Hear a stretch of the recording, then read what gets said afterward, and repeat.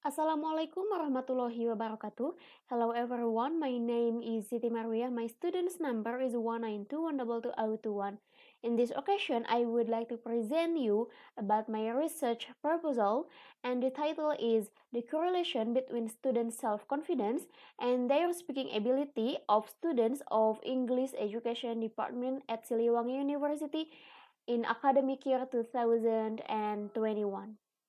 My presentation is divided into three sections.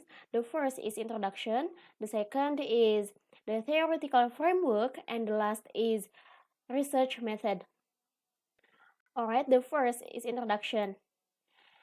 My introduction is divided into four parts. The first is background. The background of this research is when students often feel nervous in speaking, there are still many students who have low self-confidence to speak. They feel ashamed, afraid of being wrong, and so on, because they are rarely using English to communicate in daily life. Therefore, this issue is important to study to find out the relationship between self-confidence and speaking ability. If self-confidence is high, then speaking ability is also good, or vice versa.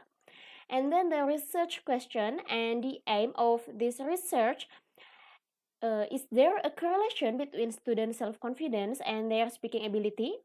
And of course, the aim of this study is to determine the relationship between student self-confidence and their speaking ability. And then the operational definitions, self-confidence in this research is student self-confidence of English Education Department Siliwangi University in academic year 2021 is something or the ability that exists within the students to believe in it and will relate to the progress or success of public speaking. And then speaking ability in this research is a student's ability to speak for communication, whether it is in public, in front of class, on camera, or something else. And then the use of research. For the theoretical use, this study can add insight into knowledge about the relationship between self-confidence and speaking ability. And this is very important.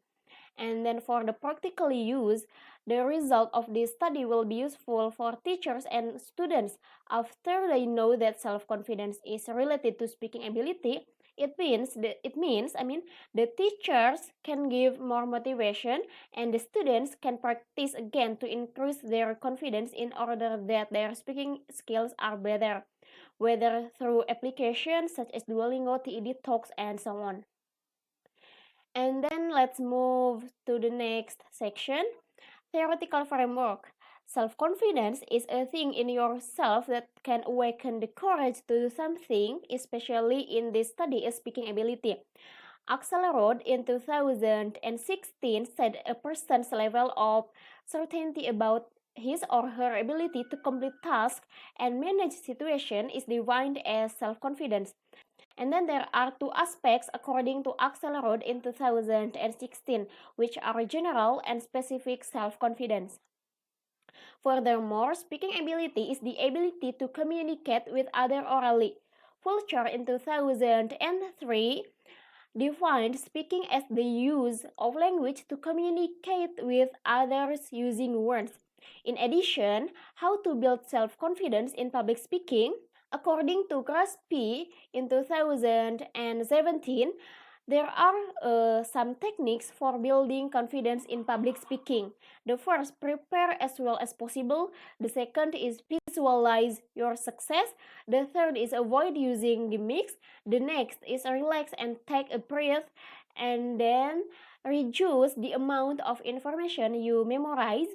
And then the next is keep practicing aloud. And the last, personalize your practice. Alright, let's move to the last section. The research design of this research will use correlational research.